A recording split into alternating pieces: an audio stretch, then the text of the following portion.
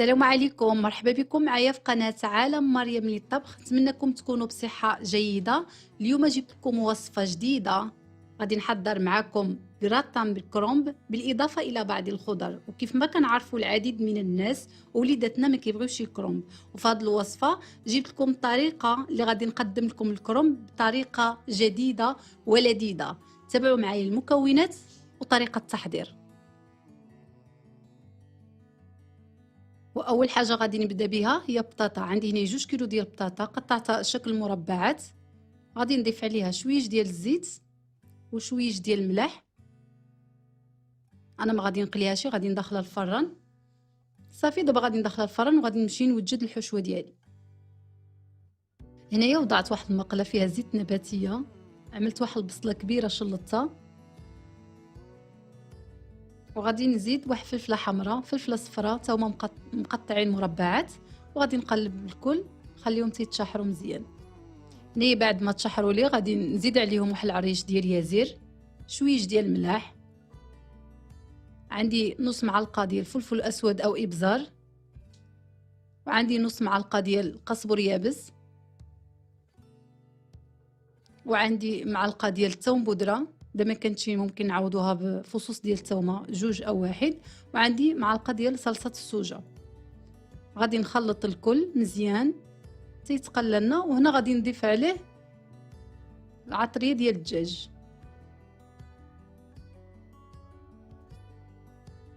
غادي نضيف 300 غرام ديال الصدر ديال الديك الرومي، وغادي نخلي كلشي يتقلى مزيان. عاد نضيف عليه باقي المكونات. هنايا بعد ما تقلى لنا الدجاج والخضر غادي نضيف الكرومب. انا في هذه المقله ما غادي تكفانيش، وغادي نبدل المقله حيت غادي نوضع كميه ديال الكرومب زايده. هانتوما كما كتشوفوا الكرومب واخا كان عندي بواحد الكميه كثيره دغيا كيطيح. صافي غادي نبقى نشحر فيه هيدا شويه، ديك الساعه نطفيلو وغادي نمشي نحضر صلصه البيشاميل. في الصلصه ديالنا ديال البيشاميل غادي نحضر كالعاده 2 معالق كبارين ديال الزبده، غادي نخليهم حتى يذوبوا مزيان.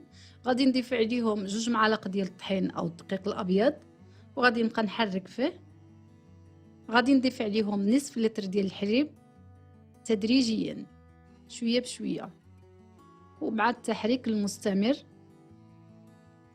تنحصل على صلصه ديال البيشاميل بهذا الشكل هذا. ملي غادي تقرب طيبنا صلصه ديال البيشاميل غادي نزيد عليها رشه ديال الملح، وغادي نضيف عليها شويه ديال الابزار. عاد نطفيولا.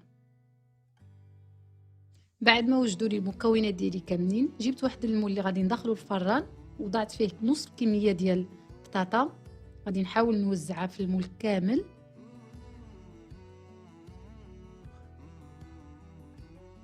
غادي نجيب الحشوه ديالي غادي نوضعها فوق البطاطا.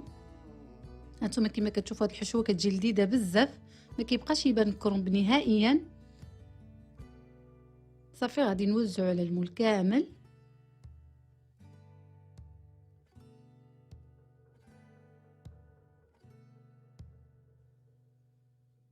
وغادي نضيف البطاطا اللي بقالي حتى هي غادي نوزعها على المول. دابا غادي نضيف صلصه البيشاميل. هاد الصلصه هادي ما كتخليش الكراتان ديالنا تجي ناشفه. غادي نحاول نوزعها بهذا الشكل هذا، وغادي نوضع فوق منه الجبن، ويكون عندي الفران مشعل من قبل. وغادي ندخل المول ديالي حتى يذوب لنا الجبن، وغادي نخرجها واحد 10 دقائق ونخرجوها ونشوفوا الشكل النهائي ديالها كيفاش جات. وهانتوما كما كتشوفوا الشكل النهائي ديال الكراتان بالكرومب كتجي وصفه رائعه. نتمنىكم تجربوها وتعجبكم وتردوا عليا في التعاليق. كتجي لذيذه وسريعه التحضير، كتديش معنا وقت بزاف. نتمنىكم تجربوها وتنال الاعجاب ديالكم. ما تنساونيش في الاشتراك في القناه وتضغطوا على زر الجرس باش يوصلكم كل جديد. شكرا على المشاهده، والسلام عليكم.